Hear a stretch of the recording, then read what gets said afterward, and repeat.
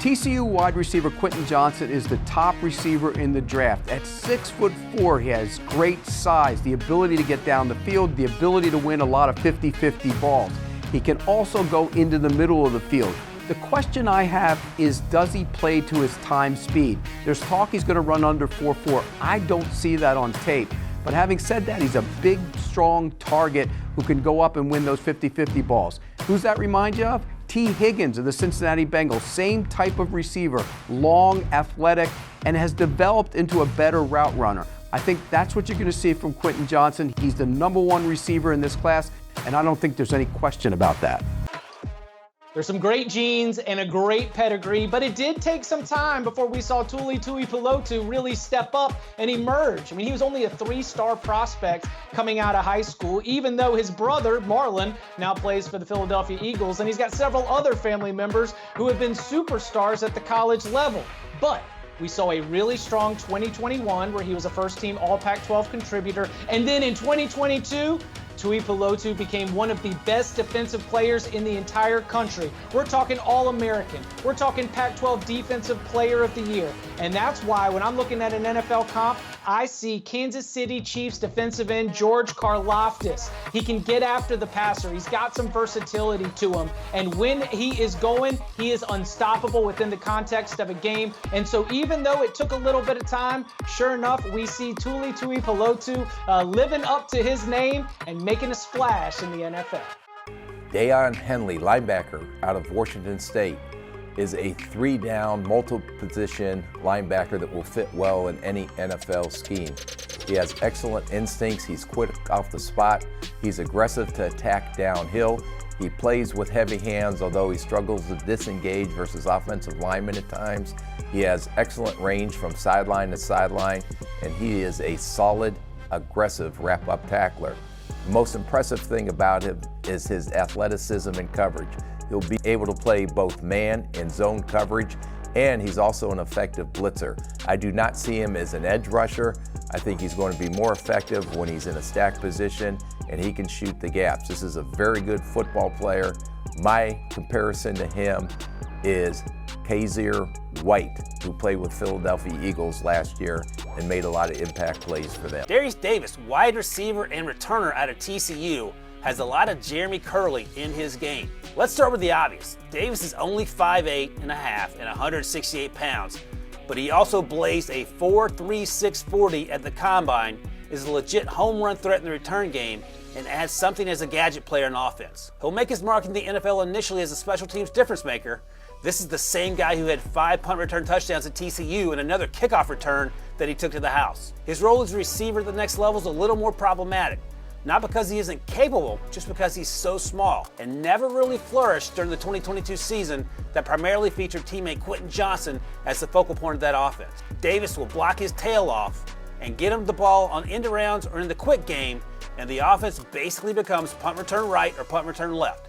And it's that yards after catch ability, along with his freakish athleticism, that makes him such an intriguing prospect.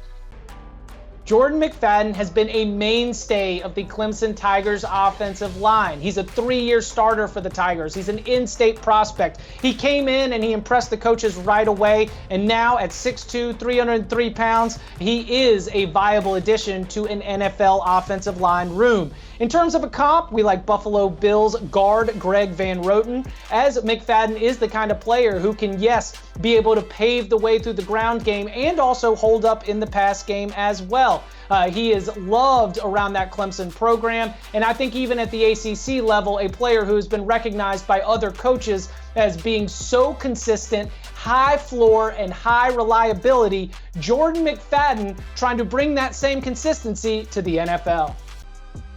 Boise State defensive tackle Scott Matlock has a compact frame and good strength that allows him to stack and shed blockers at the point of contact. He displays good first step quickness and the ability to play multiple spots along the defensive line. Matlock has limited pass rush production, having recorded just 11 sacks over the course of his career. He also had a 12.4% missed tackle rate according to True Media. Matlock displays good movement skills relative to his size. He has starting qualities but should be able to find a role on a defense. We have compared him to former NFL defensive tackle Henry Mondo. One of the best stories in all of college football this season was the run that the TCU Horned Frogs went on. And in large part, it happened because of their QB, Max Duggan, who really flourished after fighting off and losing the competition for the quarterback battle to start the season, but due to injury came in week 3 and did not look back. I loved the mental toughness. Somebody who didn't run from the competition, stayed around, worked his way into the role, and then knew exactly what it took. But I see a player who physically puts the team on his back, exhausts everything out there, and lifts those teammates to a better season. Much like Sam Ehlinger used to do for the Texas Longhorns right across the state, I could see Max Duggan have a very similar career. He's tough, he's smart, he's got a high IQ, and given the right situation, I think in the later rounds, you could find a quarterback who could make it stick in the NFL for 7 to 10 years easily. Maybe a spot starter, but more of a backup. Gerard Clark out of Coastal Carolina at 6'3", 343 pounds. Reminds me a lot of TJ Barnes of the Arlington Renegades of the XFL. He's just a mammoth guy on the interior that tends to own his gap wherever he lines up and does a great job in just playing two-gapping up front within the defense. Another area of his game that I like the fact that he's able to use that leverage to walk an offensive lineman back into the pocket and control from there as well. Now, his ball get-off could improve a little bit more. He could be a little bit more dominant than he has been at Coastal Carolina, and he tends to duck his head a little bit when he's getting past the offensive line, which then leaves him susceptible to trap blocks and misdirection plays. But other than that, you like a guy that could be a two-gapper up front within your defense from day one. Indiana cornerback T.Y. Mullen is the younger brother of Ravens cornerback Trayvon Mullen, as well as the cousin of Ravens quarterback Lamar Jackson. Mullen lacks ideal size to be a boundary cornerback, but does not allow that to impact his mindset. He has a slight frame, and that sometimes leads to issues facing bigger wide receivers that can wall him off. According to True Media, the cornerback had a 12.1% missed tackle rate in 2022.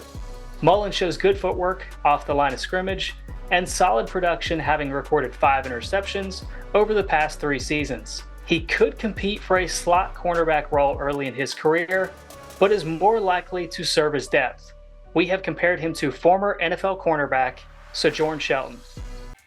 Standing at 6 foot north of 200 pounds, NC State cornerback Tyler Baker-Williams has good size for the position. He has below average top end speed, but is able to overcome that a bit through good awareness in zone coverage. Baker-Williams has good ball production as a result of playing the ball in the air well. He had a 22.2% missed tackle rate last season, and his shoulders are often over his feet when arriving at the point of contact. Baker-Williams is also willing to play down in the box and make plays in the flat. When transitioning across the field in man coverage, his hips are known to get a little bit too wide, and that can create separation from the wide receiver. He is more likely to begin his career serving as depth with the hope of one day developing into more down the line. We have compared him to current Dolphins cornerback Trill Williams. Cameron Brown, cornerback Ohio State, reminds me of Kendall Sheffield. A reliable outside cornerback for the Buckeyes, Brown consistently gets off blocks on the perimeter to contribute in run support, and that physicality shows up in coverage too.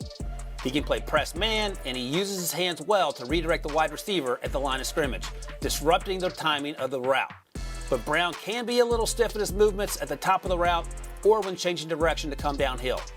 Also concerning, the lack of deep speed shows up on tape, and it was confirmed at his pro day when he ran a 4.57. And while he played primarily outside in college, he occasionally lined up in the box, the slot, and even deep center field. And that versatility, and perhaps a permanent move to safety, could serve him well at the next level.